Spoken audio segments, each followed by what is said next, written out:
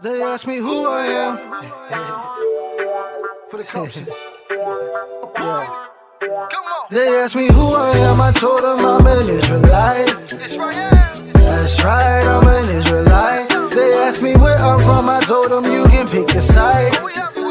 We worldwide, I'm an Israelite. Whether through scripts or history, no, I can show you. In the army of Yahuwah, oh boy, I'm a soldier. Yeah, they ask me who I am, I told them I'm an Israelite. That's right, I'm an Israelite. When I say Israelite, they say you Jewish. Look, don't be foolish. Come get a dose of this mental renewing. See how we brew it, it's just different. Like, for instance, first thing to know, brother, it's a culture, no religion. Talking the bloodline, they say we Jacob children. And yeah, that's a factor, but what really matter, how we living? Given that we gotta get Beseda, that mean in order. For that we got that Torah, some brothers we got Basora. Of course, and some don't believe, but that don't matter today. I ain't tryna throw no shade, as long as we all stay in the way. That 613, we coolin' like palm trees. A couple of that, yeah, you ain't a fam, know what I mean? They ask me who I am, I told them I'm an Israelite. That's right, I'm an Israelite. They ask me where I'm from, I told them you can pick a side. We worldwide, I'm an Israelite. Whether through scripts or history, no, I can show you. In the army of Yahuwah, oh boy, I'm a soldier. Yeah, they ask me who I am, I told them I'm an Israelite. That's right, I'm an Israelite. He said that we the light, got no choice but to shine. By the sweat of your brow, now you see why we grind. How we do, and we move to keep that ruach in our midst. When we eat, I got a list. Wanna build, break out them scripts. We don't hate and we don't diss. We ain't worried about another. He called us his firstborn. You get called us big brother. Look deeper and you'll discover. In your movies and shows, truth been exposed. What you know about those captured and sold. The Igbo and the Ashanti. Check out your history, never lost. Ain't gotta find me. Right where we meant to be, rebellion led to expulsion. Repentance fixed that. Y'all gotta get back. I can call them big facts. They ask me who I am, I told them I'm an Israelite. That's right, I'm an Israelite. They ask me where I'm from, I told them you can pick a side. We worldwide, I'm an Israelite. Whether through scripts or history, no, I can show you. In the army of Yahuwah, oh boy, I'm a soldier. Yeah, they ask me who I am, I told them I'm an Israelite. That's right, I'm an Israelite. Hey, we ain't saying this our salvation or nothing, but the Most High just put his name on it, so we represent. All praise. Shalom.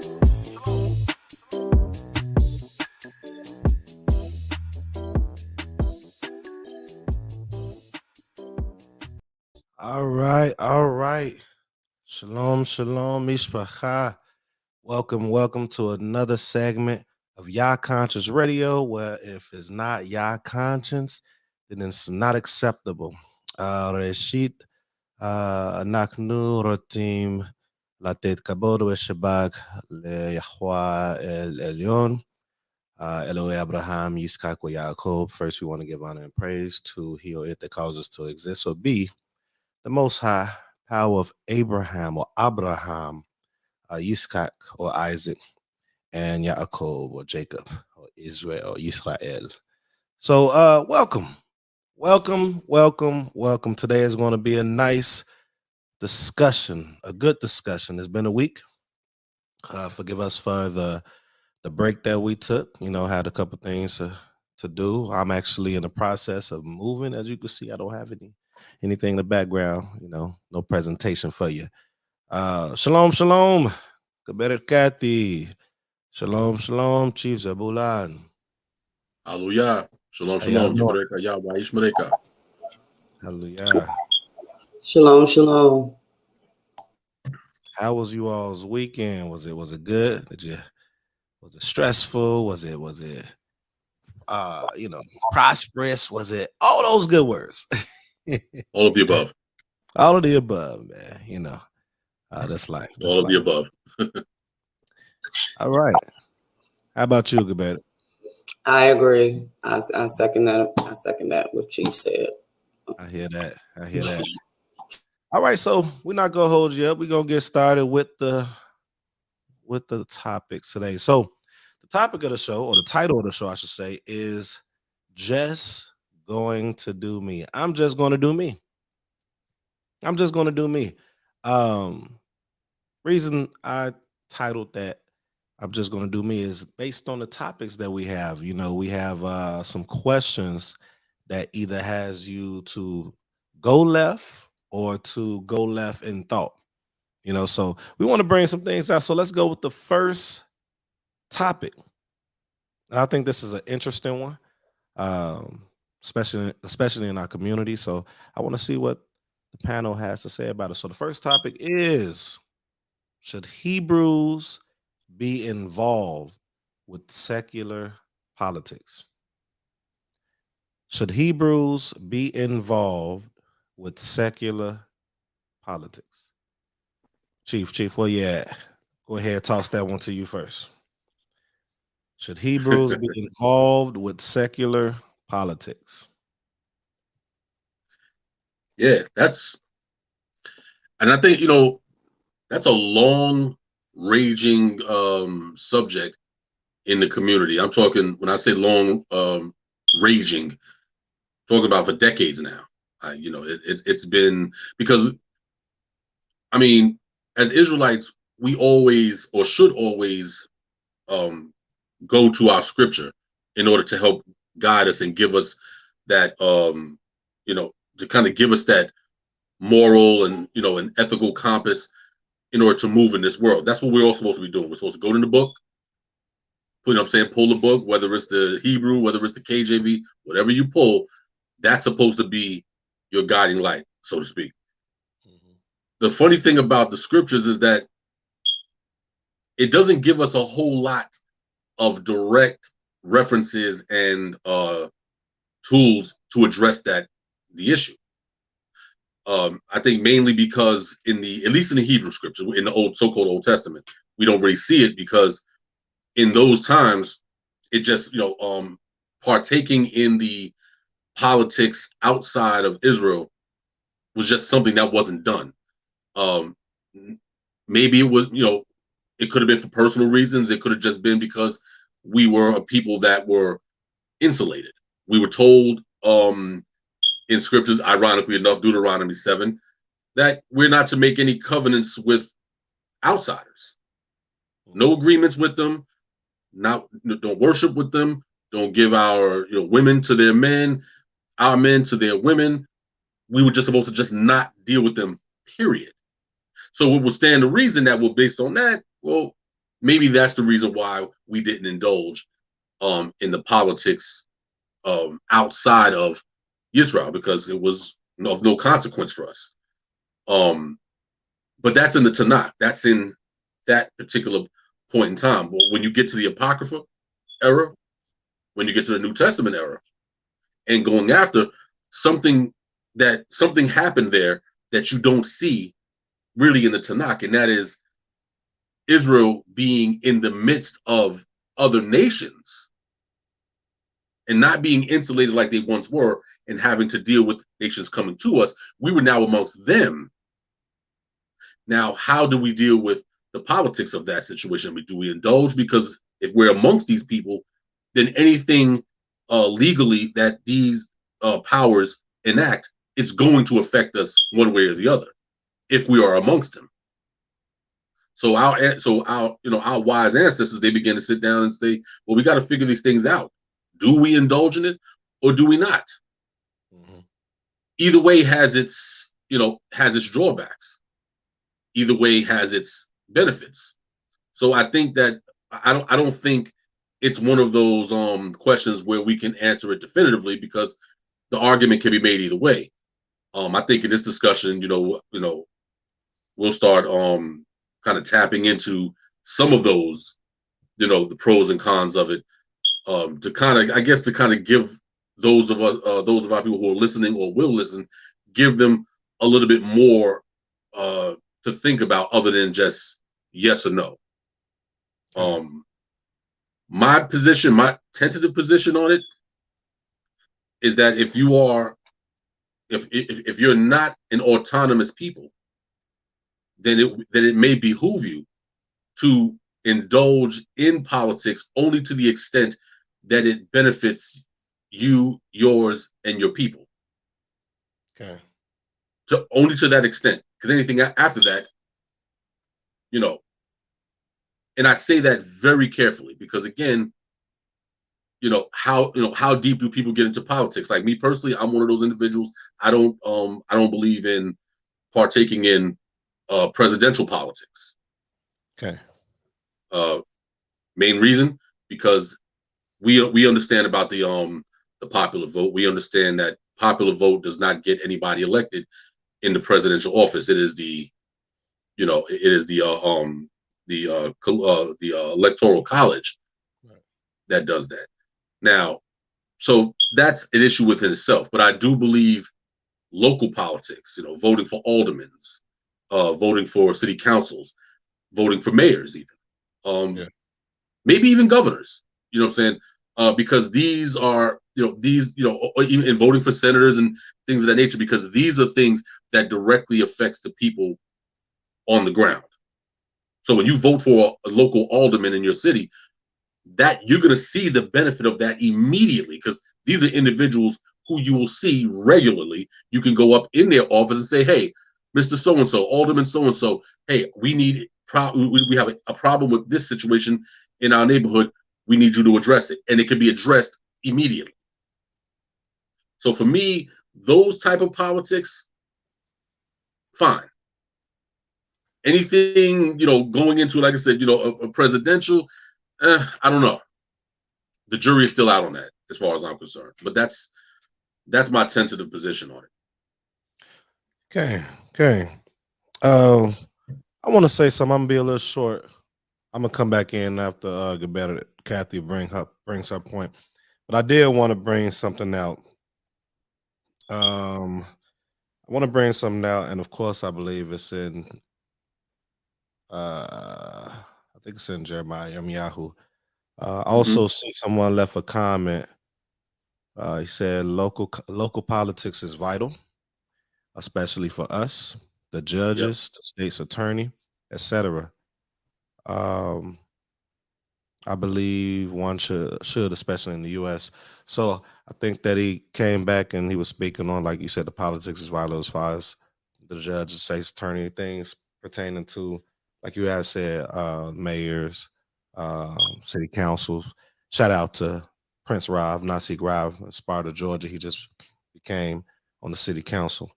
I was about to try to bring this out. I should have had it prepared, but I think it's in Jeremiah when it talks about pray for the cities, right? Am I correct? Is that Jeremiah? Is that what chapter is that actually? I want to bring it out because the word in Hebrew, I don't know if it's actually tefillah. I believe you're talking about Yirmiyahu 29. Okay. Verse 7. Different word. I don't know if it's actually pray in the sense of and it might be the same word, but I know it's pray in the sense of like action, dealing with like action. Do you have it pulled up? Is it actually tefillah? Yeah, actually it is. Okay, it is. All right, gotcha. Yep. Okay, I'm gonna bring it out in a minute. So, good better, Kathy. What you got? As you're bringing yours out, I'm gonna bring out what I was trying to find. But what's your thoughts on this topic? Should Hebrews be involved with secular politics? Well, actually, Chief took the words right out of my mouth. I mean, I'm from the top to the bottom. It's a very sticky situation because of, number one, our history as African Americans and what, some of our forefathers and sisters went through to even get the right to vote. But again, I'm in agreement that we should definitely, refer to the Torah. But again, I have to totally agree about, getting involved on the local level, because there are a lot of African Americans that have businesses in the communities. A lot of our Israelite families are not fortunate enough to teach our children at home, so we have to send them to the public sector. If we can't, afford private Again, knowing who, your local congressperson or, man or woman may be, all of that is very, very important, because again, that's more close to home. That's more obtainable. If you battle together with your community, I think, your needs or your what you have to say would be heard more, so yeah, I totally agree. Okay. It's and again, and even for those, for those Hebrews, because we always acknowledge the fact that some Hebrews believe in the New Testament, some don't, whatever. But for the benefit of those who do believe in the New Testament, for their benefit, because there's still a lot of people, even when you consider the that scenario with the elders of the city coming to Christ, Yeshua, whatever, and saying, hey, is it lawful that we render tribute unto Caesar? Meaning, pay taxes. Now, it was a very good question, because depending on how he answered that question, it could go south for him very quickly.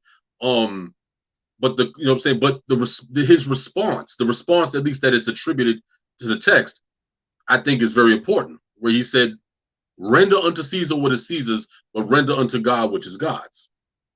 Okay. And of course, he's saying this when the people, even though they're in their land, but they are under Roman subjection, not even occupation anymore. They're under subjection to Rome.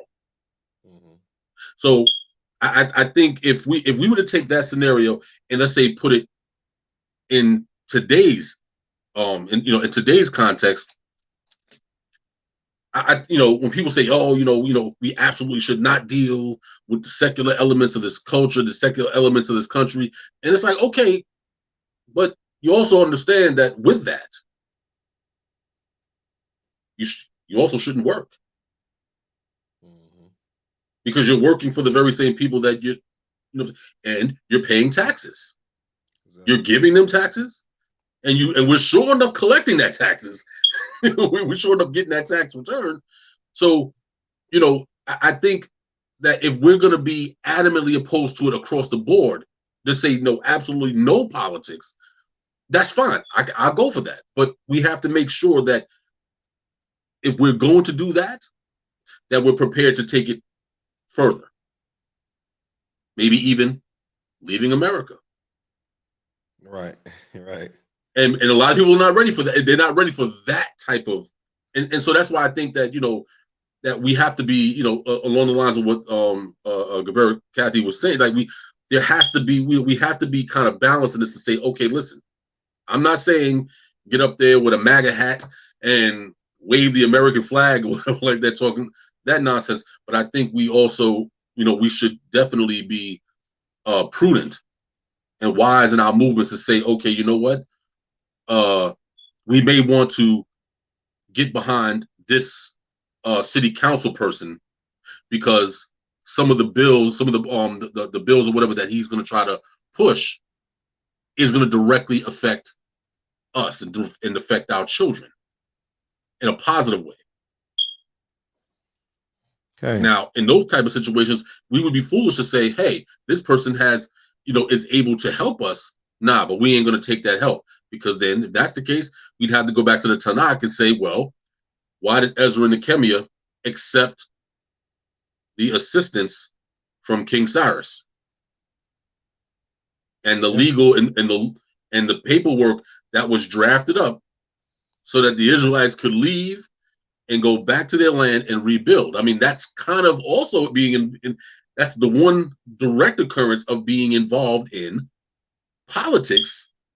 And in this case, it was the Persian government politics. So I think it's a tightrope, that we have to walk very, very. I mean, we got to walk very, very softly with it, but in all things, use wisdom. That's if we intend to stay in this country. And I wanna go back to the Yirmiyahu 29:7. I was looking at a few different translations.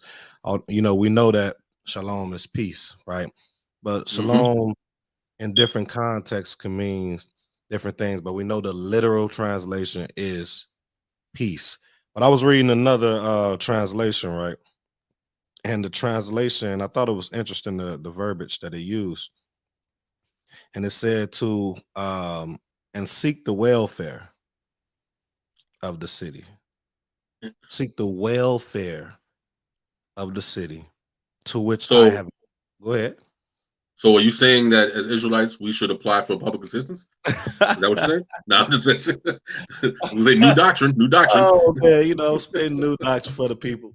No. I'm just messing with you. And seek the welfare of the city to which I have exiled you, and pray to the Most High in its behalf, for in its prosperity you shall prosper. So, in its prosperity.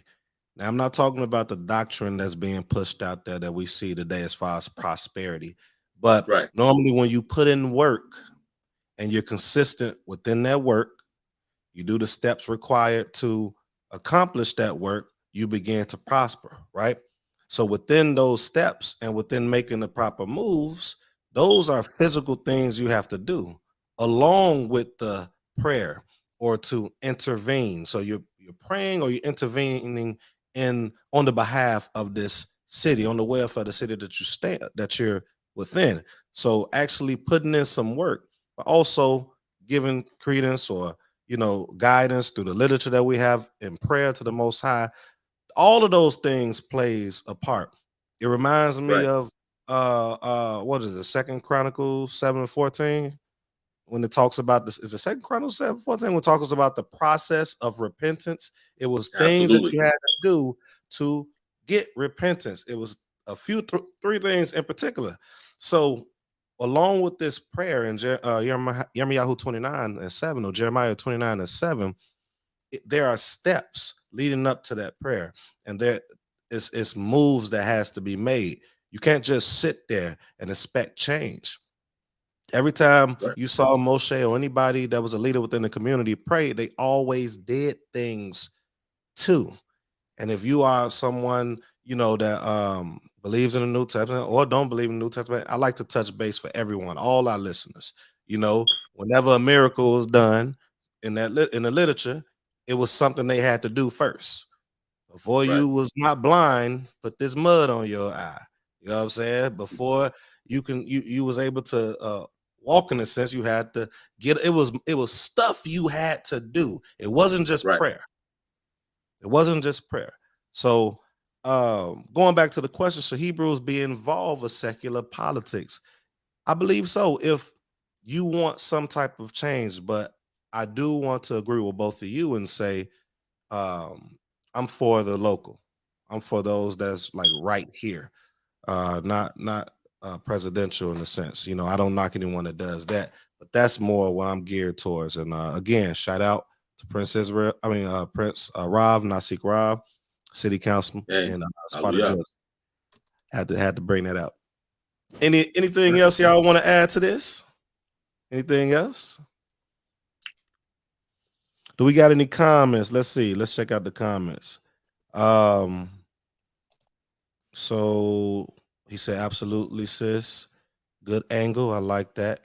I don't know what he was commenting about, but looks like he was saying something good about what you said. He said it's almost like shooting yourself in the foot, negating local politics. So much is involved, civil and judiciary wise, parental rights, small businesses, ordinances, criminal justice. Oh yeah, definitely. Because if we don't step in, now we are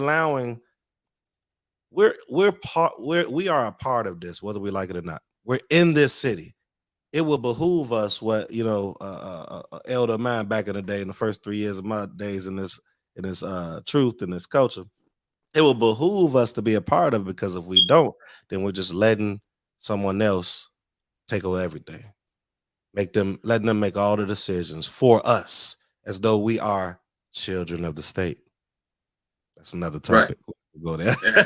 And Children, parents make all the decisions 98% of the time. So we have to, if we're adults, we need to act as adults, and we need to step in the places that adults play in the sand that adults play in. So we need to learn the things pertaining to the things in the adults within the city, within the state. So right. anything else?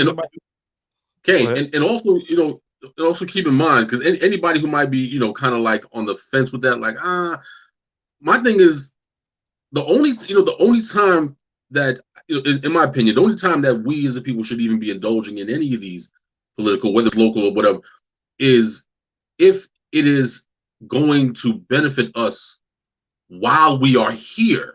Right. And I'm saying, and I need to say that very clearly, because a lot of times we tend to vote and we tend to move politically as if we have no plan to move forward, possibly away from this place. Mm-hmm. So even when as Israelites, even when we use Yirmiyahu or Jeremiah 29, and that is a useful text. That is, it's one of the most important texts that you can go to when dealing with practical application. I'll use that term. It's important, but we also got to remember that we have to understand that text in alignment with the other text that we as Israelites use, and that is Deuteronomy 28. Yeah. Because Jeremiah 29 is talking about the Babylonian captivity, a captivity that was only going to be 70 years, and that we would come up on out of there. And so when we see certain portions of Jeremiah where it talks about to go and build houses and dwell in them, plant gardens and eat of the fruit of them. When we see these things, and it's like, yeah, okay, absolutely. But Deuteronomy says the exact opposite. It says you will build houses and you will not dwell in them. You will plant vineyards and you will not partake. So we got to remember that Deuteronomy, of course, represents the condition that we're going to enter into in this captivity, in this exile. Jeremiah 29 and then Deuteronomy chapter 30 is useful when we're about to transition up out of it. And how do you transition out of a system that you don't even have the power or the wherewithal to traverse it? If you don't understand the laws of the land and how they can benefit or how they can harm you, what are you going to do? Where is this? It goes right back to what you were saying, Moray. How are you going to push forward, to push forward in this work if you're not actually doing work, if you're not actually making definitive moves to say, okay, you know what? I'm not happy here. So what can I do to get out of this land, or whatever the case may be? Interestingly enough, you still have to go through the laws of this land to make those type of moves. Yeah. Ben Ami Ben Israel, Most High bless his memory, when he led many Israelites out of Chicago into Liberia and then eventually over into the state of Israel, or at the time Palestine. When he did that, it wasn't no, hey, we all sit around, we pray, and then the Most High put us in a flying saucer and sent them over there. They actually had to say, okay, well, when we get over to Liberia, we got to go and study Liberian law. We got to study land law. How can we go and access land there so that we can build? There was so much footwork that had to be done in order for them to make the moves that they were able to make the moves that they were able to make in order to give a good outcome for the people. But there was work that had to be done, and unfortunately or fortunately, it required that they tapped into the U.S. Black Caucus at the time to say, hey, listen, you're doing all of this work for African Americans in this country, trying to help them. Well, we're former African Americans. What can you provide us with so that we can make some positive things happen over here? And they played the game. And then once they were in a position where they no longer needed anything from America, they cut ties and they kept it moving. Exactly. And so going back to what we were all kind of going towards, and that is that, you know, we gotta be wise in these situations. You know, utilizing loopholes and opportunities that are in these laws, that are in the laws of this land, doesn't mean, again, that you're gonna go be a Republican or a Democrat or anything and wave the American flag all day. It only means we become spooks that sat by the door. I think a perfect example, and I'll say this, and if Gilbert or Kathy has anything to close us out with, she can, before I play the first song. I mean, we got to think about, I'll just name 3 individuals, and you know where I'm going with it when I name it. Chief. Right. Yosef, Moshe, and Ezra. These 3 individuals played a part within, I would just say, someone outside of Israel. They learned, they prospered within, and then they were able to bring back within us. Correct me if I'm wrong. So if we are Yisrael or Yasharala or Yasharal, however which way you want to say it, then we can't be so against at least learning certain things that can help us. Perfect example, like I said before, on a past show, we have children. Let's push our children in certain areas, because now we're so free. Now whatever you want to be, you could be. I'm not against that either, but maybe we should be more intentional and have a more agenda towards our people, and like, okay, look, you should go. I want you to go to school for this. Or I want you to learn this so you can bring it back to the community. Everybody else outside of us does it. That's right. But we don't. And then that's when Yirmiyahu 29:7 really could start taking place. Then that's when more things like what's happening in Sparta right now can really start taking place. Then that's when should Hebrews be involved in secular politics will actually make a true difference, versus all of us going and doing, being doctors and lawyers and all this. That stuff is amazing. Right. But if we're Yisrael, maybe we can find a way to come together. So with that, I yield on my part. Gilbert, Kathy, if you had anything to add, and then go ahead and go to the music. First song of the day. I'm good. Good. Hallelujah. All right. Let's go ahead and get ready. Play the first song of the day. And that first song is Coolin' by Yehusadek featuring Daril, Benaya, and Ethan. Hebrews, humble, Hebrews, humble, Hebrews, humble, Hebrews, humble, Hebrews. Yeah.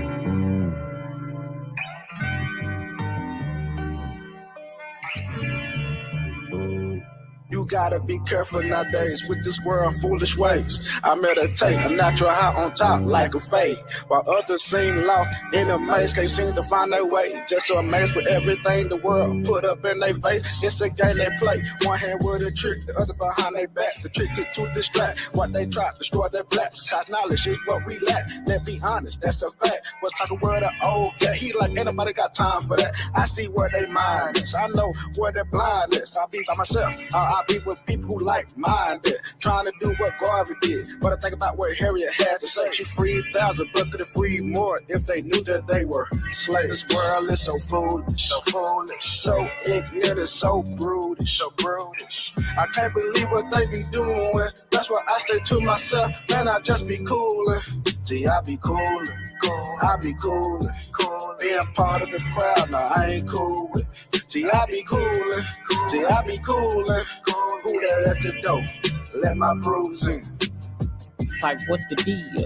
It's your root to real. Keep it a true and real. Definition of trio. Shalom in my home, though it's real in the field. I be in my own zone, bro. I be trying to cheat. I be cooler like what you doing when you blow on the bowl of soup. Righteousness is what I'm pursuing, doing what I'm supposed to do. Don't you be out in my beers unless I told you to. Grown men, acting like kids. Man, how old is you? This world is so foolish, so ignorant and so brutish, I can't believe what they be doing. That's why I stay to myself, man, I just be coolin'. See, I be coolin', being part of the crowd, no, I ain't cool with it. See, I be coolin', who that at the door, let my bruise in. I be cooler than a polar bear sipping on ice water. I look into the Torah when life seem a little harder. People won't love you, they hate you and try to debate you. I keep my mind stuck on the creator like fly paper. I'd rather jump on another song, create another hit. Collab with my bros, show the world real bruises is. It ain't easy, but somebody gotta do it. I keep more got that knowledge, just listen up, watch a man to it, yeah. Read at the door, yep, it's the Hebrews of me. Okay, yeah, then my Akeem and we be coolin', chillin' like the children of Israel supposed to be doing. Yeah. We don't do no sacrifices, but we barbecuing, grilling up some lamb with the fam, jamming some Israelite music. Chillin's on our mental like the instruments we doing. We know how to be righteous when we brewing. Okay, hey. This world is so foolish, so ignorant and so brutish, I can't believe what they be doing. That's why I stay to myself, man, I just be coolin'. See, I be coolin', being part of the crowd, no, I ain't cool with it. See, I be coolin', who that at the door, let my bruise in. Shalom. It's the Misharet, and I bet that I won't let an opportunity get by me to give all praise that's inside of me to the Most High. I love His day. I be like, Shabbat Shalom. They be like, Memo, you gonna be there? I be like, nah, cuz I'm staying home. According to my Creator, I got one day to chill, so I'll put my head in this book and be checking the pages to learn about His will. Man, I'm telling y'all, I be straight up coolin', learning how to keep Torah. We call that hard-pressed brewing. Let's go. This world is so foolish, so ignorant and so brutish, I can't believe what they be doing. That's why I stay to myself, man, I just be coolin'. See, I be coolin', being part of the crowd, no, I ain't cool with it. See, I be coolin', who that at the door, let my bruise in. Cooling me out,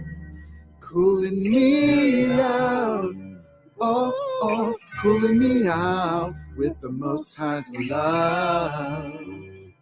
Oh, cooling me out, oh, cooling me out with the Most High's love. Yeah, that was Coolin' by Yehudi Gang. Yeah. Sadek, The Real. I think there was Aton and it was Memo. We are back. Make sure if you haven't that you like, subscribe, and share if you're watching it right now, or if you're watching it later.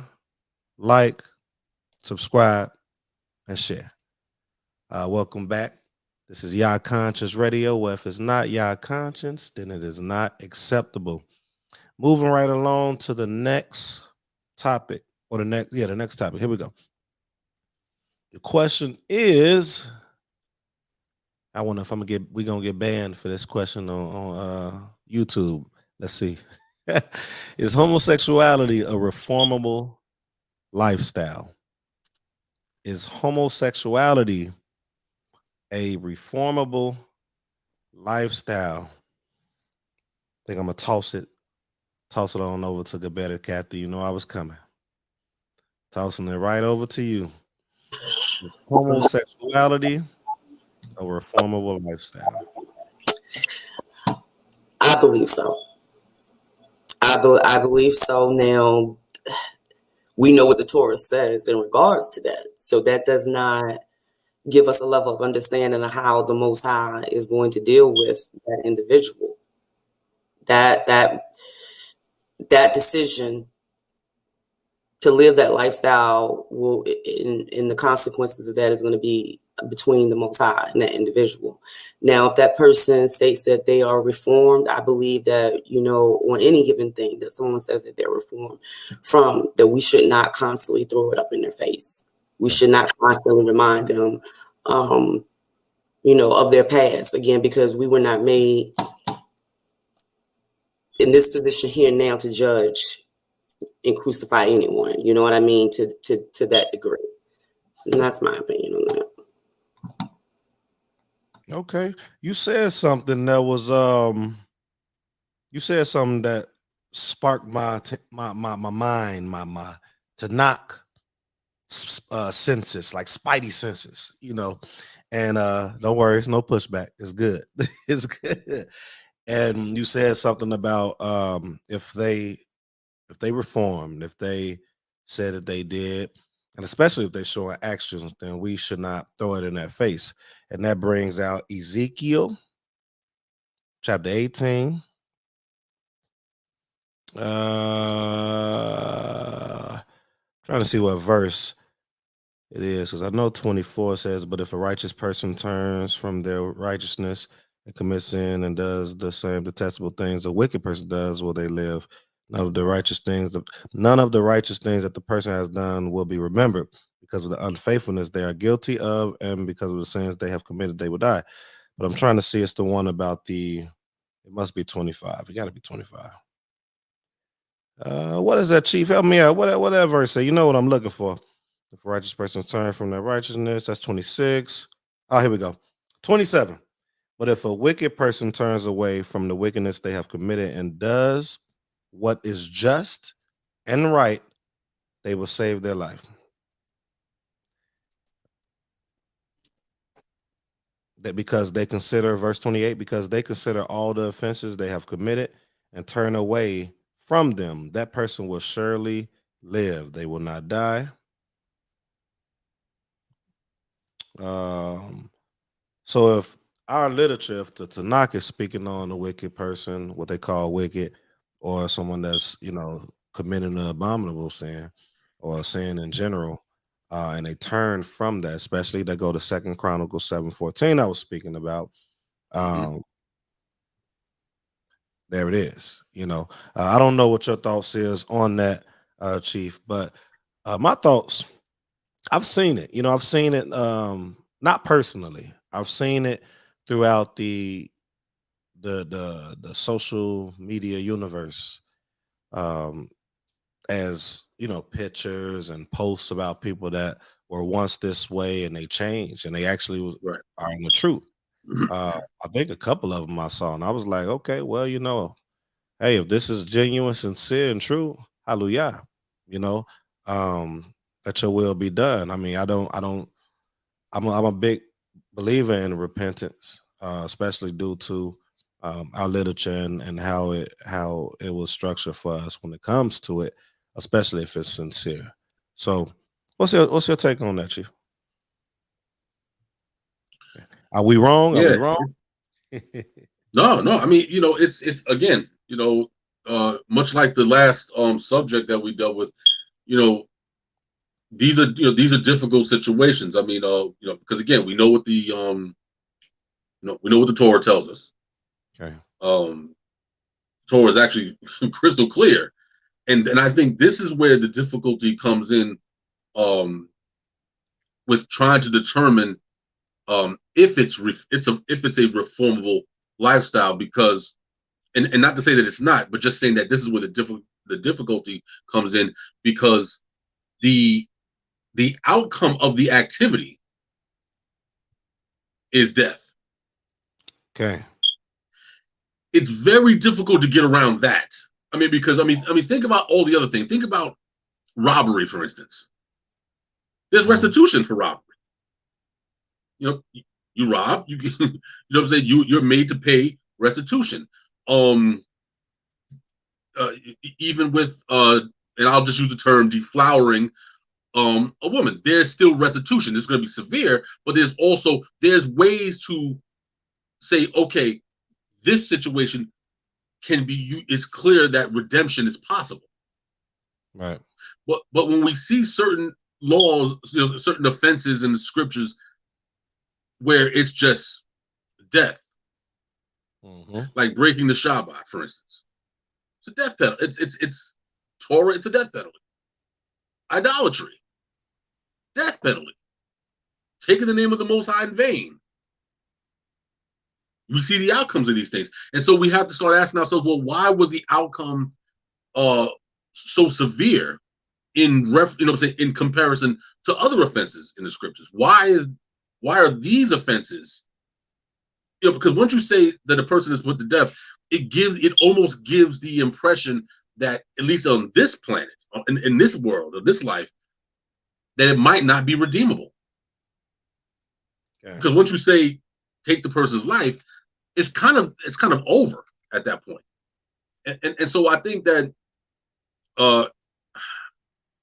that's what makes it more so difficult. I think, generally speaking, we're a people who believe in redemption. We believe that we can be redeemed, whatever. Especially in this land we're in, we need redemption every day. So we're a people who are rooted in the redemption mindset. But again, there's certain there's these certain offenses that can be very questionable. And I think we spoke about this what was it? I don't know if it was last night or maybe the day before, whatever. And I'm not going to put the names of the individuals, but what happens when, let's say, somebody who wants to come into the community is a pedophile. Yeah. Or used to be a pedophile, and they said, hey, listen, I don't do that no more. That was whatever, back in the days and whatever. I don't do that no more. I don't get down like that. Does the community embrace him and bring him in? 9 times out of 10, no. Because you got children around. Right. You got events where it's dark. You're doing some code or something like that, and y'all got a fire going, and people over here and children running around having a good time. Right. One of the children, you never know. I do want to jump in real quick, and I'll let you finish your thought. Because when you was talking, I started, as soon as you started talking, it clicked. I was like, I think one of the main reasons that, myself included, one of the first things I thought about was like, man, yeah, if they reform from it, cool. It's because we are so used to over here now, and I started thinking about the harsh things that they do in the East. It's a whole different ball game, and our literature is from the East, so it makes you think like, okay, are we answering that strictly off of the Western influence? Myself included, because I did. But then when I started to think, and you started to bring out just all of us included, yeah, I was like, oh shoot, okay, yeah. I mean, and that's why we're not empowered now, so we can't do those type of things too. Right, right. Mm-hmm. So it's kind of again, it's like in theory, we say like you said, we pulled up. Yechezkel, Ezekiel 18. We pulled that up, and it says what it says. Like that, you can't get around that. That hey, if this person turns away from their wickedness and does that which is right, then all of their wickedness that they've committed shall not be spoken of. It's done. The Most High. Pedophile too, huh? but this is what I'm saying is that now. If we're not, if as a people, if we're saying that we can do, we can practice that type of forgiveness or that type of whatever with, let's say, an adulterer, because adultery is capital punishment as well. If a person can be reformed in adultery and can be reformed in idolatry and all these other areas, but then when we come to these areas, then it starts getting murky. And by no means am I saying that it shouldn't be murky, because again, you got children around, you already know the thoughts that's going through your head, regardless of what that person said, and you might believe them to like, okay, yeah, no doubt, brother. Mm-hmm. But you ain't leaving your child, you ain't leaving your children around them. You're just not. You know what I'm saying? So, I mean, and that's where I said, and that's why I say it gets tricky, and especially in a situation with, and I'm, just so that the video doesn't eventually get flagged, I'm not going to use the H word or the yeah. But that lifestyle, that other lifestyle, I think I believe a person can theoretically, and that's kind of hard, but I think a person can reform in that sense, and truthfully, as Israelites, I think it would behoove us to actually believe that it can be reformed, because if it can't be reformed, then what are we actually saying? Then we're saying that lifestyle, that people who practice that lifestyle are born that way. I want to throw something in real quick. Yeah, that's true. That's true. Right. I want to throw in regards to the reform, I want to throw something in really quick. And I see we got our coach Sharon. Shalom. Our coach Sharon. You coming in. I want to throw something in really quick. You know what popped in my head, y'all, as we're talking about this? What's the offense of adultery? What do you mean the offense? Not the offense, but the consequence. Oh. Hey, shalom, everyone. I'm so sorry. Hey, shalom, sis. Shalom. Shalom, sis. So what's the offense to adultery? Not the offense. I don't know why I keep saying offense. The consequence. What happens if you do it? You take another man's wife. The adulterer and the adulteress shall be. Right. So we're talking about reform, right? What happened to Dawid?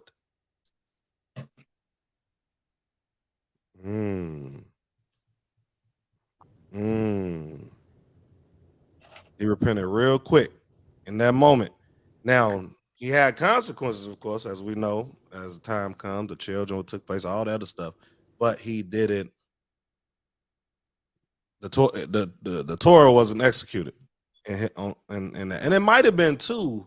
This is a whole nother topic right here. Being Melech. I don't know. That's another topic. Being king. Yeah. Who's to say? Welcome. I Coach Sharon. So we went through the first two topics. The better Kathy, I'm going to let her know about the first two. If you wanted to answer any of them, I Coach Sharon, you can. But before you do, if you wanted to, I want to allow Gebeda Kathy, if you have anything to bring out or add to this homosexuality or reformable lifestyle, before I, let her come in, and if she wanted to talk on the first two topics. I agree with Chief. I would like to confirm that he is speaking mostly of the consequences and repercussions if we were home, because my response totally was based off of here. Can you be reformed? Yes, you can. Absolutely. It depends on the level of someone reforming. You know what I mean? Of how you are going to deal with them. I totally agree. But back to even our first discussion, there are, laws in place now. Like, again, we're being extra cautious in this conversation. Yeah. So, okay. So I agree with, the consequences and repercussion. My answer was solely based upon us, being here now. This wouldn't even be a topic of discussion if we were home. But I guess I want to throw out there as well, again, we talked about someone, pedophile. That's definitely Okay, so how do you think a congregation would react to someone that was living that sexual lifestyle and deem themselves reformed and show, as Brother Moray said earlier, actions of change? Do you accept them? Are they welcomed? Or again, are you like, good for you? You know what I mean? Oh my and, goodness. and allow, if I may, allow me to respond to that, because Maurice Shema, he knows, and as a matter of fact, Gavera Sharon, she knows, because she knows how Beni Zakin historically has been. I come from a camp, Brooklyn, New York, when I was coming through that. Yeah, if you got down on certain things, if you got down on certain types of lifestyles, whether it be the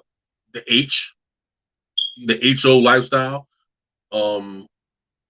even if you were an adulterer and stuff like, you couldn't be put to death, but you can be exiled. Yeah. And now, now, as far as a person being able to reform and not do, it's like, okay, that's fine, no question. But when it came to certain type of offenses that are predatory in nature, and we'll put it that way, you can reform and you can seek the Most High and whatever the case, but you couldn't do it here in the camp. No, you could do it in your home, and because who are we to say that you can't petition the Most High and pray to Him for forgiveness and whatever? No, absolutely, you have every and brothers and sisters will give you whatever tools necessary to continue in your own personal walk, but being in the being in the camp and being around susceptible populations, children, women, it just wasn't good, because I mean, come on. People say they reform. I mean, think about it. How many times have you heard an adulterer say, oh, baby, I'm sorry, I'll never do it again, and then you come to find out they become they just over and over and over and over and over, and they'll tell you, I'm sorry, but because it's a part of what they do. Now, I'm not saying that people can't be reformed, but at the same time, I think also people have a right to be cautious and to say, you know what, go ahead and reform. Yeah. And may the Most High bless and guard you in that. But it's not going to happen here. Yeah. That's definitely something. Now, I'm not saying, am I saying that that's absolutely the right way to go about it? I don't know. But that's the way that I was when I came into this walk in '93.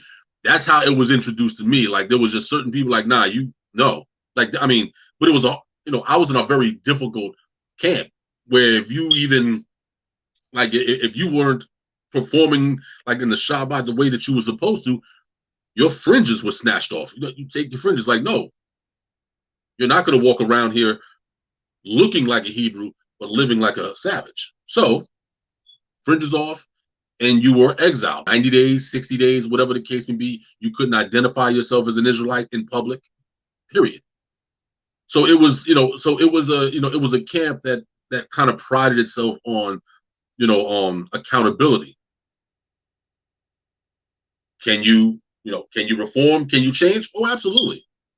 But they have the right to say, well, we'll watch you from a distance. And see how that pans out, especially again especially with the vulnerable population amongst Israel, the children and the women. These are vulnerable, so you got to be on point with that. So yeah, I think reformation, reform is definitely possible. I just think that it's just not as simple as just saying, you no longer like men? Fine, come on in the camp. That might be the reason why they want to come into the camp, so they can. as he brings his cup up. Yeah. Better Sharon. How you doing? How you doing? You want to touch on these two, the first two topics that we had before we, go into the music and then bring the last topic? Did you want to touch on what do we have? The first one was, should Hebrews be involved with secular politics? And then you came in right here where is homosexuality a reformable lifestyle?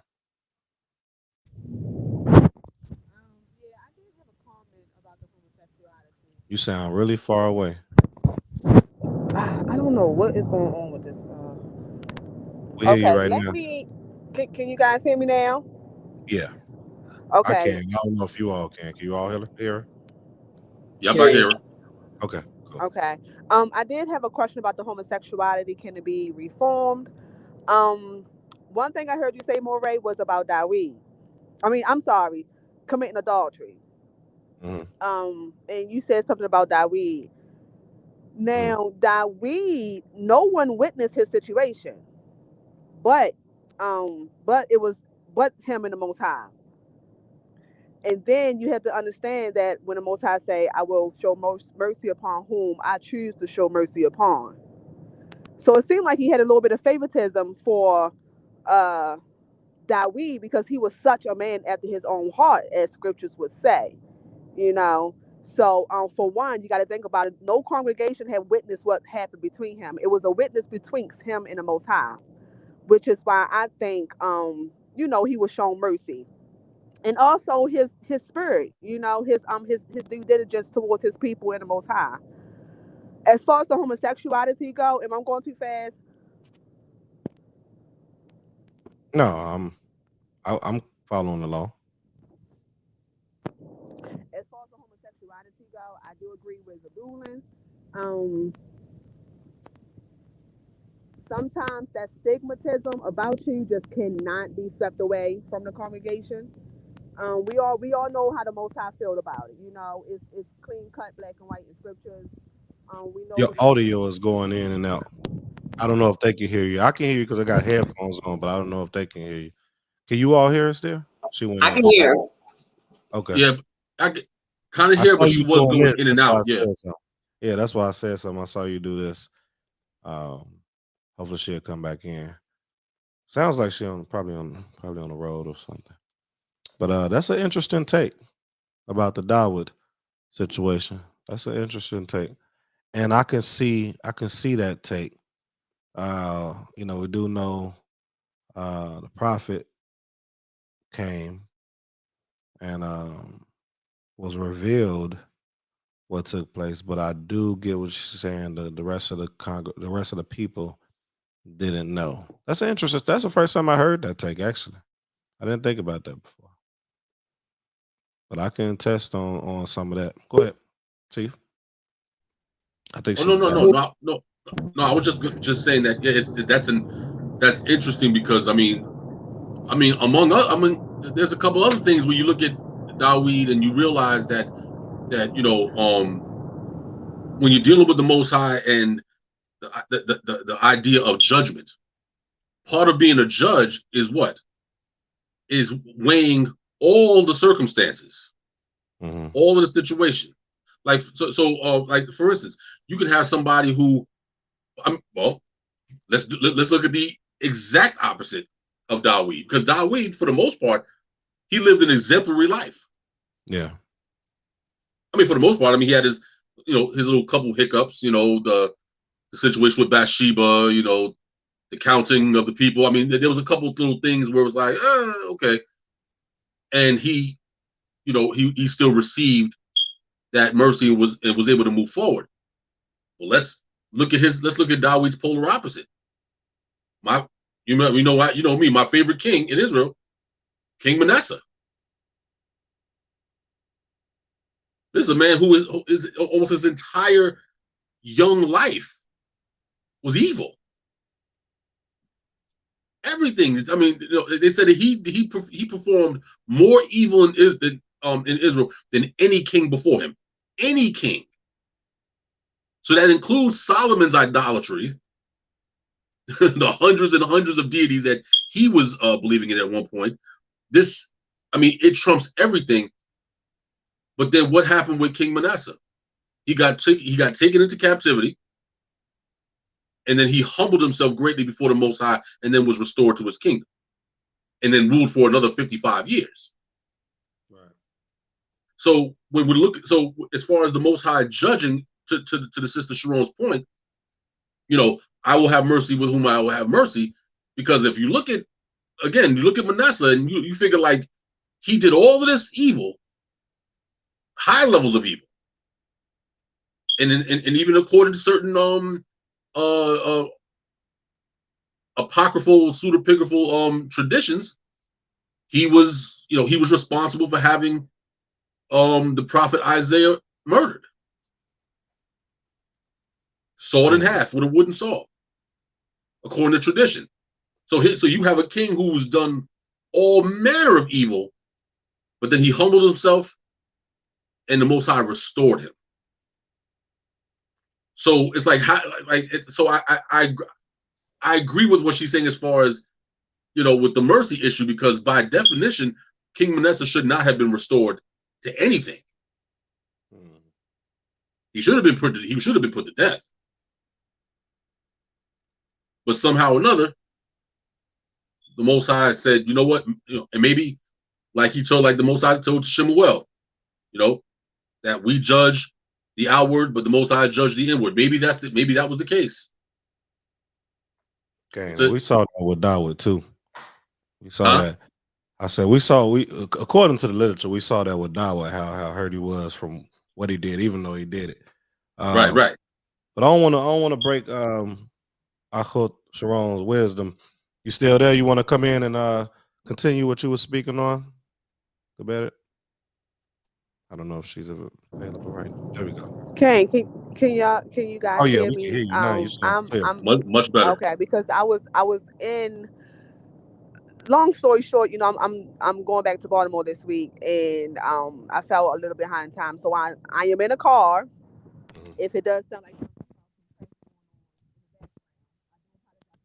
it sounds like you just moved the phone. You did something, and now it's gone again. But it was real clear before. But she did say that she's in a car, so maybe it's the, you know, where she's at. The signal is. Yeah. Okay. All right. Well, we'll let you jump in whenever you're ready to jump in, but we can't hear you right now if you're talking.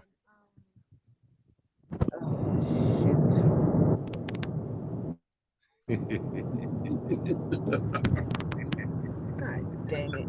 Hold on, can y'all? World Star. We hear you now. All right. Well, we're gonna take a little break. We're gonna take a little break and go into the next song. We're gonna take a little break and go into the next song while you're getting situated. Yeah, let's go ahead and go into the next song, y'all. All right, so the next song that we have is by Zamir Yaron. It is called See It. Let's get it.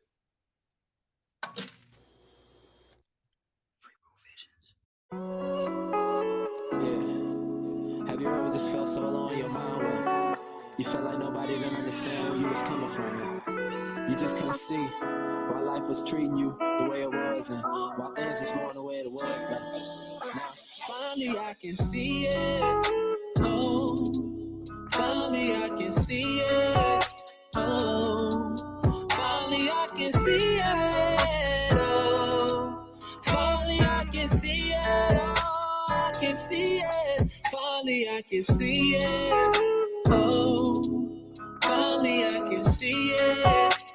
Oh, finally I can see it. Oh, finally I can see it. Oh, I can see it. Got a lot up on my mind.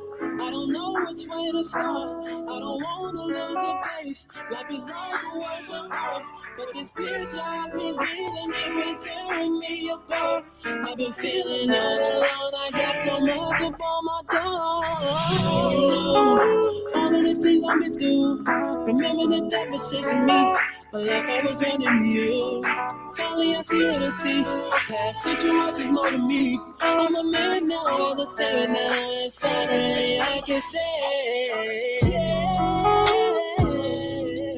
finally I see it. Oh, finally I see. Finally I can say that I see it. Now I know so much more now that I can see it. And my eyes not darking no more. I've been lighting up.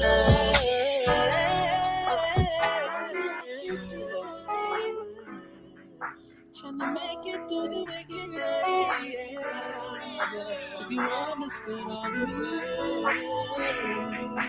I just cry ooh, night. All those days that I made you,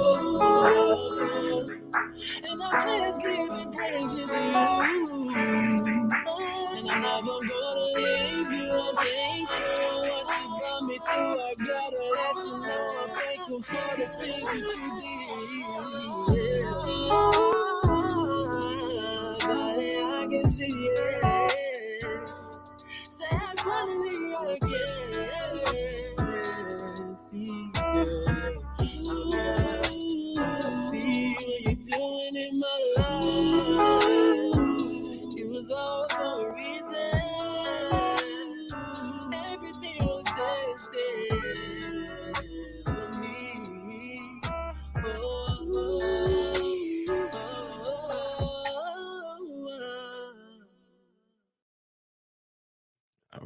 All right, and welcome back. That was Zamir. Y'all on another Israelite R&B praise worshiper, singer. Shout out to the band. Make sure y'all check out the video, see it. Pretty decent video too, by the way. But we're back. Make sure you are liking the video, sharing the video, and subscribe. This is YAH Conscience Radio, where if it's not YAH Conscience, it is not acceptable. Gonna see if Sharon, I don't know if you wanted to come back in or if you wanted us to just go to the next and the last topic of the day or of the evening or the night. This one is interesting. I guess we could go ahead and go into it, man. We probably won't go too deep on it, but you know, is man's free will compatible with God's omnipotence?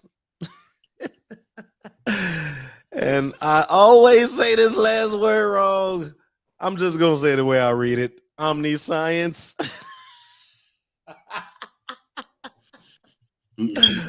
I love this word. Oh man. Omniscience, I believe it is. Right? Yeah. Right. I just like omniscience better. All right. So is man's free will compatible with God's? I can't say the word. Y'all know, y'all got it by that. So that's the question. That's the question, everyone. I'm gonna go ahead and pass the mic to Chief Zebulon. Let him bring us home with this one. What's your thoughts on it, Chief? I know you got a lot to bring out. I mean, you know, definitely got to tread lightly on this subject. It's, you know, it's a hell of a rabbit hole. Yeah, I mean, you know, it's a subject that I've had, you know, that I've conversed with people, you know, over the years. Man's ability to make choices in every aspect of his life. You know, this is something that traditionally we've always been told, yeah, we have free will. Like when we commit a sin or if we do righteousness, the first thing is, you know, we say is, well, he had a choice. He chose, you know, he knew better and he chose to do this. She knew better, but she chose to do this. So we've always been told, and you know, that free will is just what we have. And I'm not saying that we don't have it. I'm just saying that this is what we've always been told this, and we've never been told anything to the contrary. What we've also been told is that the Most High, or God, I'm just going to use the term God for now, that God is omniscient and omnipotent, that he is all-knowing and all-powerful. And so the question is, does man's free will clashes with God's all-powerful being or all-knowing being? Example, and we spoke about this earlier. If I determine for my life that I'm going to live according to the Torah, or no, let's say that in my life I'm going to decide that I'm no longer going to keep the Torah. I'm done with this.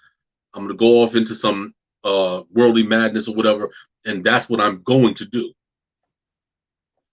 But then when people say, well, it is the Most High's will that you live righteously, that you keep the Torah, that it's his will that you do these things.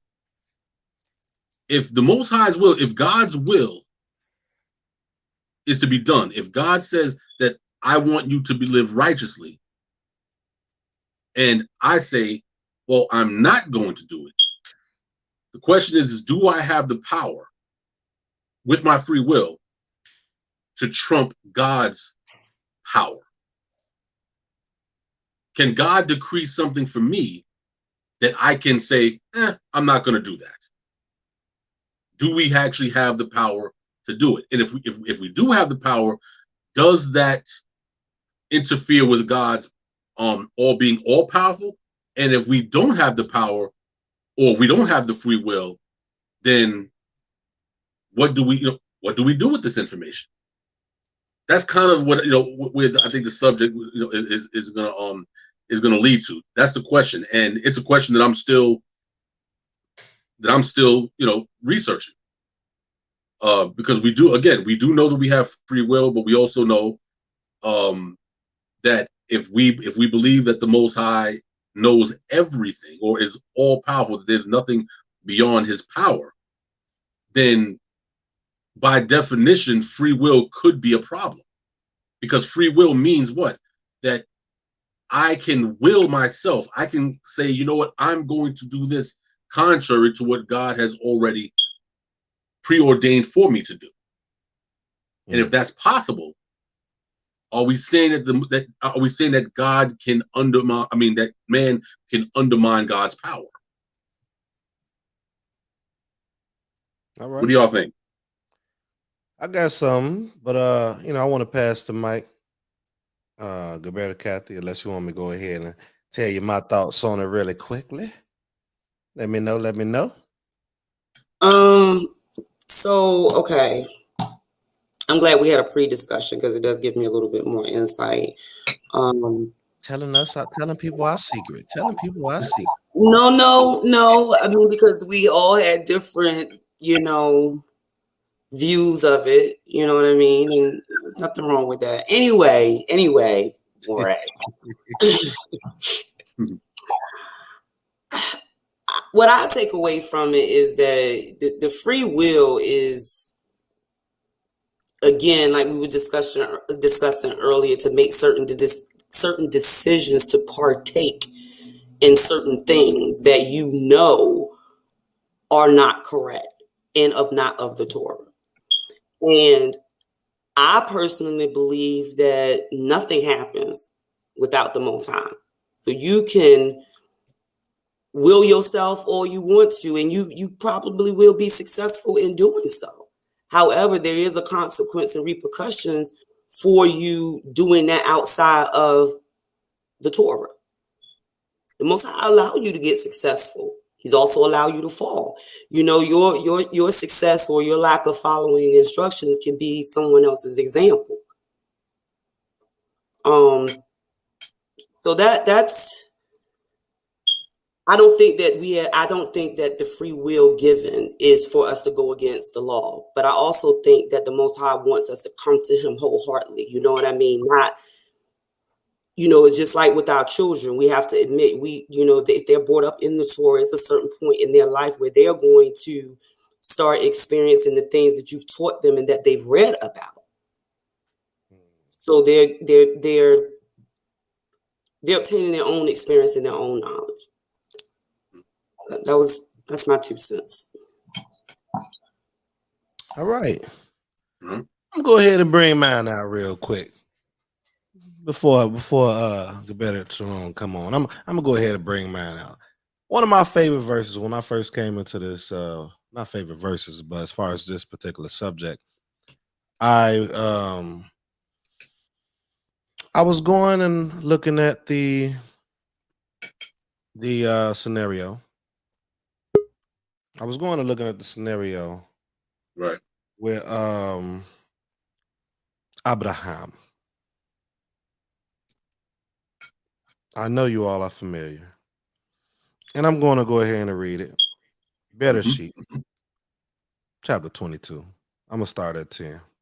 I'm reading a different translation, but bear with me, you all. And Abraham picked up the knife to slay his son.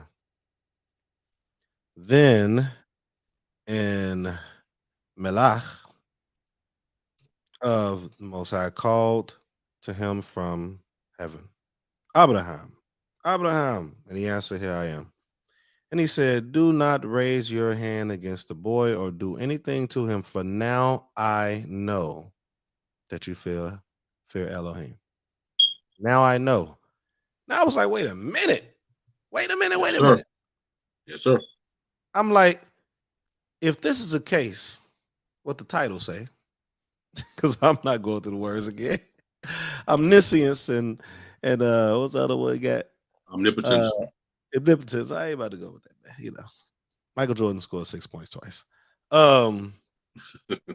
Then how is this possible? Then I started to really study the literature, and I started to see something. Now I could be wrong, but this is how I view the whole free will thing. Like a bear that Kathy was bringing out, and yourself as well. It's always consequences in some matter, right? My will is for you to do this, but if you don't, this is what's going to happen to you. So it's something in place for whatever you do. So I want to paint a picture. You got a road, right? And within this road, you could either go left or you could either go right. These roads lead to an outcome from the decision that you made. Within this road, so say if you go left, now this is another road created to where it's branch off either left or right. They can either get you back on this path. So the way I view it is the Most High has these things in place. It's already there. The will that we have, in my opinion, because he said, now I know, is which path that is already placed here are you going to take? You take this path if it's the right path or the path that he desires the most as far as the from the obedience. This is what takes place. But you could fall off that path and go in another direction. That's how I look at it. I wish I had like a screen to really show you all what I'm saying. But hopefully I'm painting it with my words well. So I'm gonna say it one more time for the listeners and for those that come back. The way I look at it with free will and all knowing, because he just said, now I know. I even looked at the Hebrew, and that know is there. I know is there, I'm like, let me see if the translators actually wrote this right. And it's there. So the way I view it, again, is it's already laid out. But the free will that we have now, it is some people that he just didn't allow. Of course, I think with Pharaoh, if I'm not mistaken. But even that's another topic. But again, it's laid out. You go forward on this path. You choose to go left or right. Once you go that left path, even on that road, you have a way to, you got a choice to go back right or continue on that path. That's how I look at it. That's how I look at the path of him knowing everything and things of that nature, but you still having the will to choose which direction or which path to take that's already there for you. That's how I look at it. Now with that said, I can go with that. Uh-oh. No. I'm just no. But like, even with the text where where we see where it says, don't lay your hand upon the young man, neither do anything to him. For now, I know that you fear Elohim. Mm-hmm. With that said, are we or is the text suggesting that prior to this event, prior to Abraham making this move, are we saying that, and I'm again using the term God here, are we saying that God did not know that Abraham feared him prior to this event? Because it says at this event, it says, for now I know that you fear Elohim. So prior to this, prior to the Abraham Yitzchak sacrifice, prior to this, was God in the dark as far as Abraham's fear? My answer to that question would be, I think that the obedience is what shows and dictate that reverence, so that fear to the Most High, right? Being obedient to what the Most High puts forth. So I'm gonna have to go back and dig and see now with that question. That's a good question. Put me in a rabbit hole, trying to get me in a rabbit hole with that one. What's your take on that?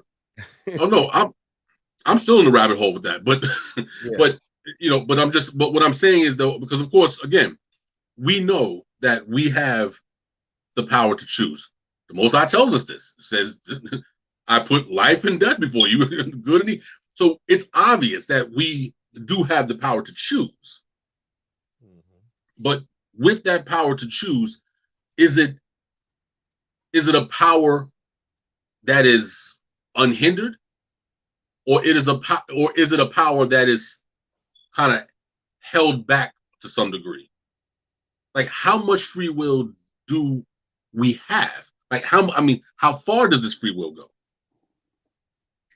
And if it go, and depending on how we respond to that, then that's where the problem comes in at, because then does man have the power to, and you know what? And we'll switch it to the omniscient example of God knowing all things, past, present, and future. Mm-hmm. And that's why I gave the example earlier about Judas. If it was already predetermined that Judas was going to do what he was going to do, betray this individual in the New Testament, he was going to do it. That's what he was predestined to do. If that is the case, then, and God knew this beforehand, is Judas held responsible for his actions? And if he's not, and if he's held responsible for his actions, then in God's omniscience, did God see the problem with that situation of being preordained to do something, but something that would be wrong to do? Like, it's wrong for him to betray said individual, Christ, whatever the case. It was wrong. But if it was preordained, if he was supposed to do it, then is he wrong for doing that? Yeah, that's one of those things. That's a whole. I think I look at it as levels. That's why I had said, I don't know if you heard when I was speaking, I had said there was some individuals that was, look, you have to do this. It's kind of like with the whole. I don't want to go everywhere with it, but kind of like the whole, I knew you from the womb. Everybody uses that to say that they apply that to everybody. But if you actually do the research on that, it was certain things that was done prior that dictated or pointed at that individual. It wasn't everyone. It was certain things that was pointed towards them, and I can't go into that right now. I will if y'all want me later. But I want to bring on Achayot, see what you all got. Gaber Sharon, did you have anything for this? King, when when I seen the topics prior to the show, I did get excited about this particular one because this is something that I had always expressed with my family and with my particular congregation as well.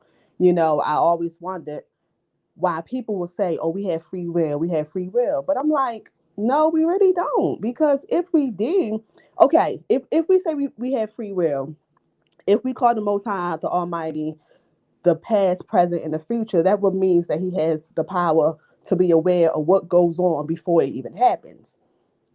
So, um, it's just like I try to place it in the same category with parenting, with my parenting. Say if I tell my children, okay, I'm going away on vacation. I don't want y'all eating up all this food. I don't want y'all drinking up all this juice. I don't want y'all doing this. I want y'all in the house at a certain time, knowing they're not going to really fulfill those tasks, but you still try to give them a leeway to figure out what they rather choose to do, you know. So I think that's kind of like the same sentiments a little bit when it comes to the creator and us having free will. I feel like that the free will narrative comes from like a tactic, like a social experiment tactic to um to observe what the people would rather, what they would rather choose or what they would rather decide versus Right. what we already know what we're supposed to do. So I don't necessarily believe that we have free will, honestly. Um, I feel like it's one of those situations where I kind of like chalk up and say, you know what, his ways aren't our ways, his understanding isn't like our understanding.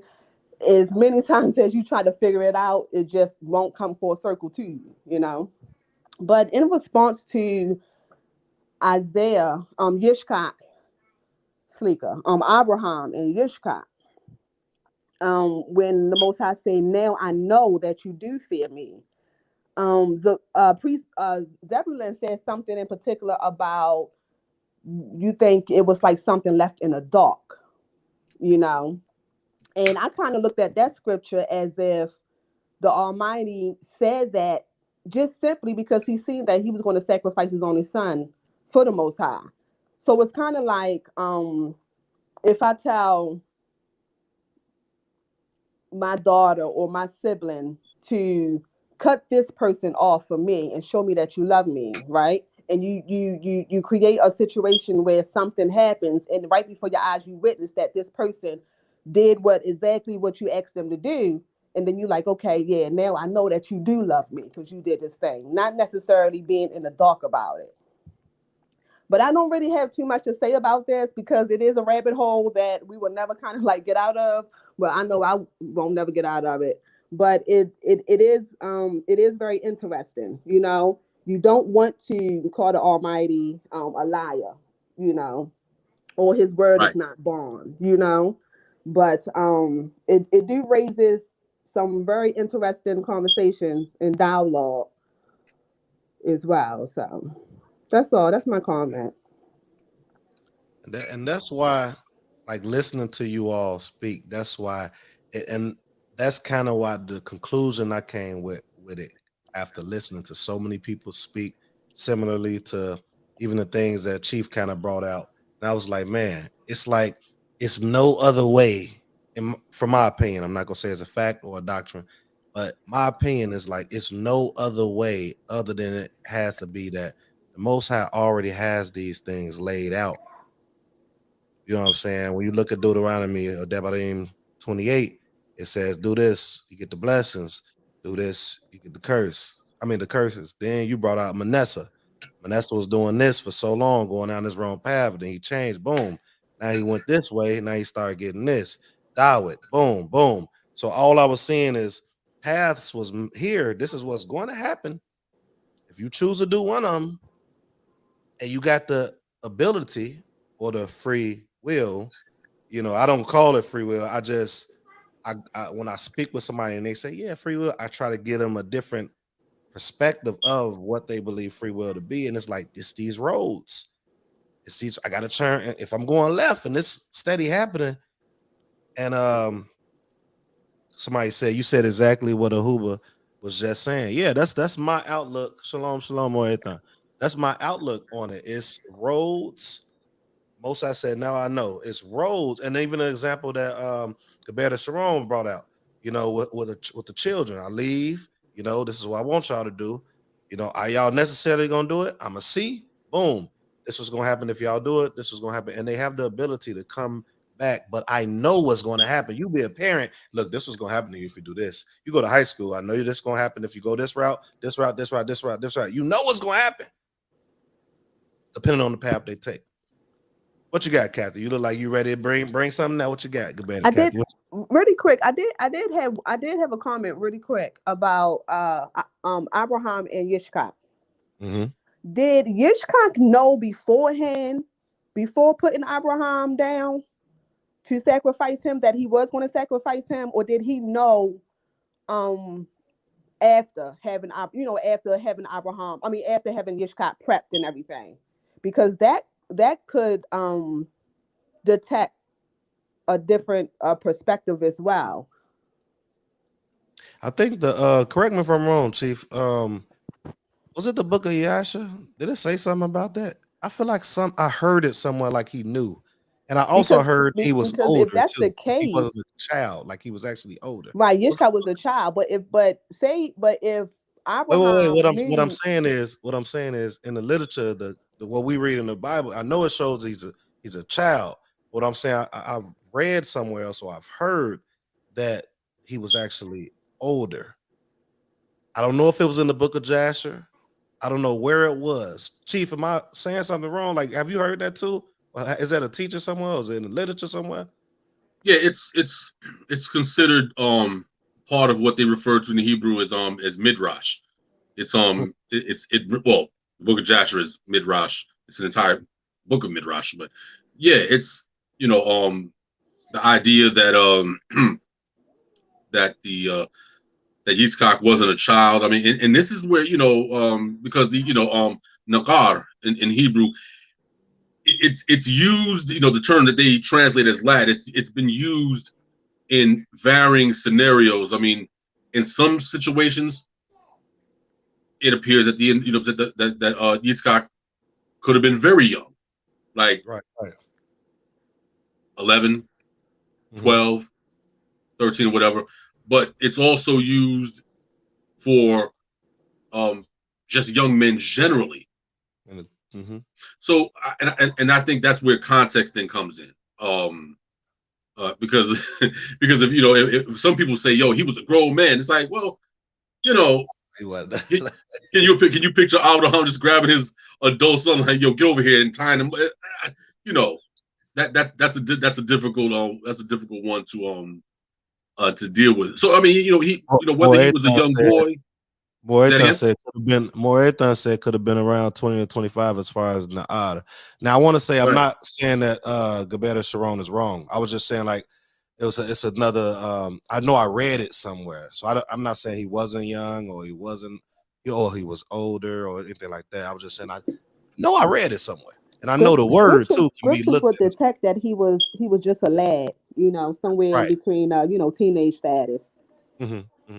Right, and that's pretty much like why I was saying as far as with that word na'ara, it's one of those terms that it requires the context often in order to determine, like well, not to get into a whole thing about in down that road, but like even with the Hebrew word. Let me throw something in real quick, Chief, because I'm gonna do it. Think about today, right? And I know this is way off base, but I want to give just a perspective. A child, cool. You can't really say nothing. Child gonna do what you say, but then you have adults that sit up here and sacrifice themselves for the cause of the Most High too. You got the people, Allah and all that, and they be grown people. So that's why I'm saying, like, I don't know exactly the age. The lad can be, grown people call people in their 20s lads all day. People, 15, 13, 11. Yeah, but me, I don't really care. But I'm just is it better odds to sacrifice someone of a younger status in age than an older one? Because I just don't see Yitzchak being older to the point where I don't know. I just see a lot of fight back, a lot of you know, a lot of kickback. You know, if he was older, I just don't see, you know, him going with the flow of what his Abba was doing, These and you men know, of the him just East was being something comfortable and going else. with the flow with that. I think it would These be a lot of kickback. That's why these I feel men of like the he was East wasn't younger. us today. Huh? These men of the East were not us today. When in the name of the Most High, boy, Kane, that's true. not That's saying I'm true. right. I'm just throwing a different perspective at No, it. That's that's true. That's true. And I understand. So I look at the people of the Islam, like or whoever those people was throwing themselves in them planes and stuff. They grown. They in the young 20s or high teenagers or something like that. Mid 20s. So my thing is, if he was grown, he would have to be around some time periods where he's seen people getting sacrificed. So he would have to identify what was going on as if he would be getting sacrificed. It would That's a be good point. you know, something familiar to him. That's Right. why I feel Which like is he was, you know, he was much younger, much more adolescence in mindset as well. which is actually culturally what he would have been Used what he right, because I mean, remember, all of these events are taking place in the Levant, mm-hmm. in the land of Canaan, where human sacrifice was the norm. Like it wasn't even Dang, something that was up for debate. It was just like, oh, okay, yeah, dang. you're getting sacrificed today. Yeah. And, so yeah, I mean, it's, again, and I, like and More Aton, said it as well, that in the comments, that Na'ar could be between 13, early 20s, and that's why in certain writings, rabbinic writings, when I say rabbinic, I'm not talking about the Khazar's writings. I'm talking about those of our people in the first 2 centuries ACE up to our people, our scholars of that time. They've debated this, what does Na'ar mean? Because it's a very wide-ranging term. It's like the Hebrew word alma. Mm-hmm. Alma means young woman. Now, it could imply that she's a virgin, but it doesn't mean that a woman is a virgin. It just means a young woman. You could be a young woman Right. and be a Right. virgin, or you could be a young woman and be promiscuous. So the term is kind of ambiguous, and it requires the context of the text to give us the direction that we should go with the term. And I think it's kind of the same thing with Na'ar. Are we talking about, and culturally we know that he could not have been, well, let me not say could have, but most likely he was not younger than 12 or 13, because 12, 13 in Hebraic culture, that young boy was now a man. He was now liable to keep Torah. Yeah. Culturally speaking. Mm-hmm. So if you're 13, 14, you wouldn't even be called a boy. You'd be called a man, because you are now a man of law. You have an understanding of law, and you would be able to move forward in that context, culturally speaking. Mm-hmm. So again, and I think that goes back to what Maurice Shema, why he came across information or literature that was suggesting that Yitzhak was this and whatever, right? Because this has been something that has been debated for centuries, actually well over 2,200 years. So and I guess that's the beauty of it. But again, going back to the original point with like what it was saying as far as Abraham is concerned, I mean, with Yitzhak, whether he was young, whether he was a young Na'ar or he was an older one, we also got to consider the fact, or consider the possibility, that Abraham might have been like Moshe and still had his faculties, still in place even in his older age. He could have still been a very strong man and could have overpowered Yitzhak no matter what his age. Yeah. That's something that's been debated or whatever. I don't know. If they've debated it, then yeah, that means this rabbit hole has been around forever. Right. Well, I appreciate the answers. Good better, Kathy. Gilberto, Sharon, y'all have anything else to this one? This is one of those topics, man, and we see it got Sharon excited when she came on about it, because man, this is a rabbit hole topic for real. Like I said, I don't got no definite answer. That was just like an opinion of mine, you know. I know doctrine, just some through looking at certain things. Yeah. This topic is like trying to figure out the existence, the very existence of the Almighty. Mm. You know. Yeah, I mean that it. You know, and again, and like I said, you know, anytime you deal with the concept of free will, you know, regardless of how far we think man's free will goes, when you deal with free will, and you deal with the assumption that God, and again, I hope everybody understands why I'm continuing to say God, because I'm not going to invoke the name of the Most High in a potentially erroneous statement. Mm-hmm. So I'm saying God for that reason. But anytime you indulge the idea of free will, and then the idea of God being omnipotent or omniscient or whatever, you know, these are the paradoxes or the conundrums that are created in those type of discussions, because to have one could potentially mean the other one has to be severed. Maybe. So it's I mean it's a rabbit hole for sure. But to your point, Guerrero Sharon, with everything that was said, with everything, because all of this is just a conversation or whatever, but with everything said, to your point, Deuteronomy 29:29. Let's read it. Let's pull it. What version y'all want me to get? Doesn't matter. It doesn't matter. KJV, whatever. Oh, okay. He said doesn't matter. Gave the KJV. I'm gonna go to the KJV. Deuteronomy. So at the end of the day, Deuteronomy 29:29 is and it says the secret things belong to Most High Elohim, but the things that are revealed belong to us and to our children forever, and that we may do all the words of this Torah. Okay, so, I like that. So at the end of the day, regardless of and listen, having these conversations, I love this stuff is up my alley. I agree, Chief. A lot of Israelites' alleys. King, I said the same thing. Right. I said concerning these type of topics, I kind of like chalk it up as if our ways are not the Almighty ways. Our understanding is not of His understanding. Like you said, Deuteronomy 29 verse 29, the secret things belong to the Most High. You know.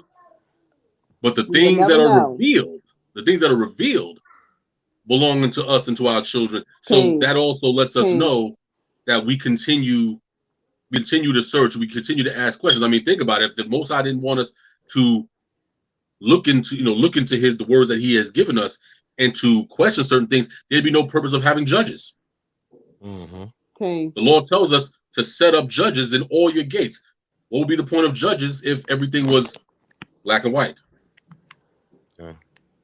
So we question things. We edify each other. We raise the bar, but understanding that once that conversation is over, once the God conversation is over, and we get back to Yah Elohim, the bottom line is the secret things belong to Him, but the things that are revealed to us belong to us and to our children, so on and so forth. So I just wanted to make sure that we ended that subject and bring it back to Front Street where we normally are.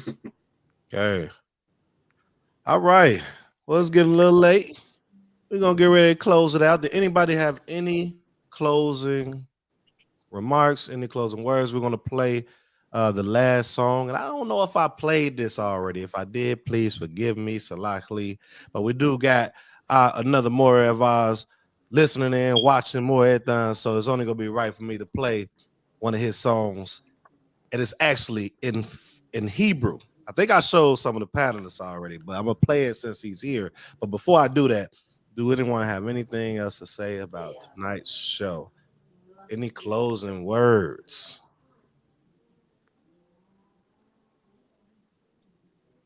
Gave I love it. Up. I love, well, we could talk further after the fact, but I love how the cobwebs, the how in the beginning, how we were still trying to feel each other out, see whatever. I love the fact that we're kind of going there. Mm-hmm. So Most High goes to glory. Hallelujah. Hallelujah. All right, without further ado, go ahead. Was you about to say something? I agree. Hallelujah. I agree. I'm enjoying it. Definitely. All right, let me go ahead and pull this up. I'm going to have to, because I don't have the track, Morethan. I don't have the track, man. I got to go to YouTube. Don't leave now, man. I'm pulling it up right now. Hold on. Where we at? This wasn't planned, people. This wasn't planned, but we got him here. So for the Hebrews out there, I think this is one of the first times in our community, I could be wrong, that a full song in straight Hebrew, the way that we're about to hear it. Well, let me see. Share screen. But I go to tabs, y'all. Tabs. There we go. More at time. Let's play it.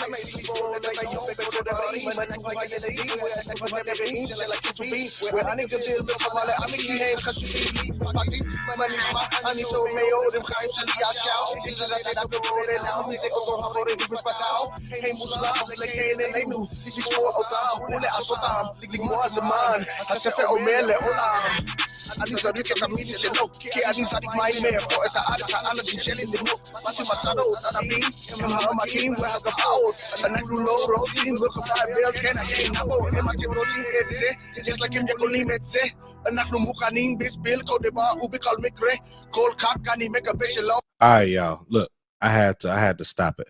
Salakli, was it an echo? Did y'all hear echo? Okay, it was an echo. All right, I think that's because of YouTube. Yeah, I had just sent you a message that it was echoing. Yeah, I think it's because it's YouTube. I can't have YouTube on at the same time for some reason. So luckily, everyone, what I'm gonna do is I'm going to get that track, and then I'll play it next week, have it up, and be able to play it. But for some reason, YouTube does not play when I play it. But go ahead, search out More Ethan on YouTube, and I think you got to type in I'm gone. I'm gone. So, but in Hebrew is Ani Olech. So for those that's watching, just search him out on YouTube. More Moreh. Etan. I don't think it's it's a TH on there. So you're gonna be EYTAN. But in the meantime, we're gonna actually close out with a song that I actually do have. And since I did have Hebrew, I'm just gonna pick one for y'all. Ben Blackwell. Here we go.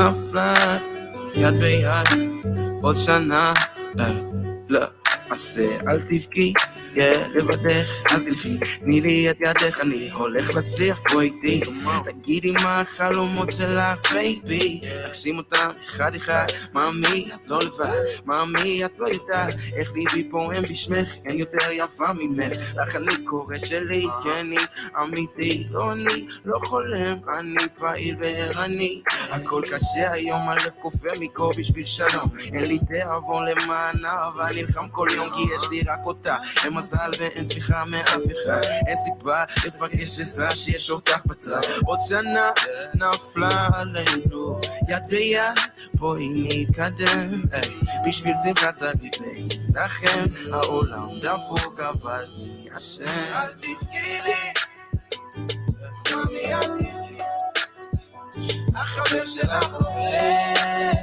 יש לו חלום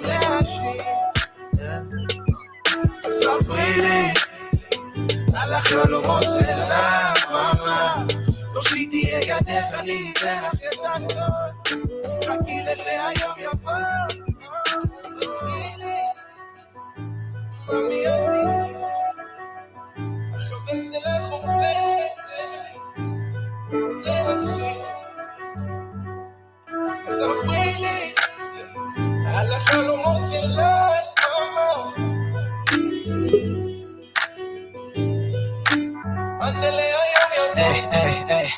אל תבכי לי ותביני שזה משהו שאני חייב לעצמי. אני עשיתי מה שעשיתי, ואם זה משנה נשארתי אמיתי. אני ניסיתי, באמת שניסיתי להיות כמו כולם, אבל זה לא אני.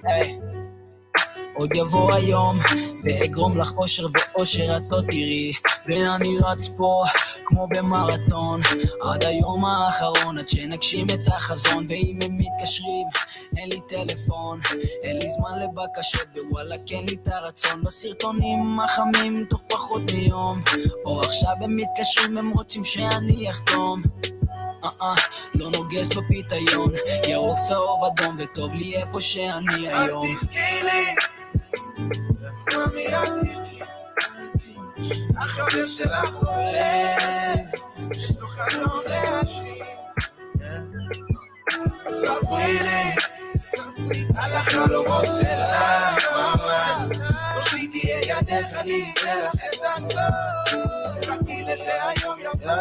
I said he יוצאת דופן, cause she never wild out. I told her that I'm buzzing, don't gotta get a job now. לא אלייך, אין לי לאן ללכת. אתצל אלוהים לקח ממני בזמן ש I was rested. העיקר שלא תשבי בשקט when it's time to rep it, fam. או כמוני היא צועקת when we ride out. עובד קשה, so one day I could tell her, girl that's my house. Pay for it, מזומן, אחרות אין לי זמן, את בדיוק אדם.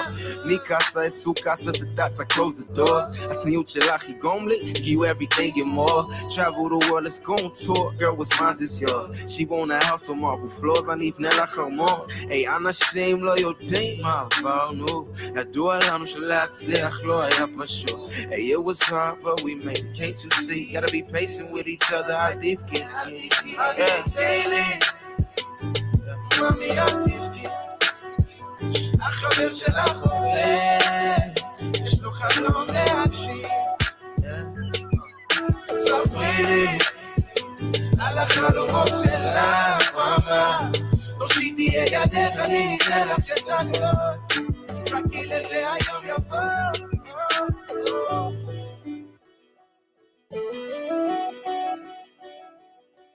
All right. I normally just close out, but I just had to ask Chief Zabulon one question. How much of that you heard did you catch? Did you catch a lot of what he was saying? A good bit, but he's I don't. One thing about me, you know me, I have no problem with concessions. Okay, that's next level. So, hey man, we go get that, man. You know he was born and raised out there. You know, shalom, shalom to the Yellow Dean. Yeah. Okay. Well, this is the first time we came back after the last song, but I just wanted to, like I said, put Chief out there, see what he heard. But that's another thing. We already had a conversation about Ben Blackwell where I was like, yo. Yeah. Okay. All right, man. Shalom, shalom, everyone. Until next time. YAH Conscience Radio. Well, if it's not YAH Conscience, it's not acceptable. Shalom, shalom, Mishmacha. Right. Shalom. Lato. Lato. Lato. Shalom, beautiful. All right, sis. Shalom. Safe travels.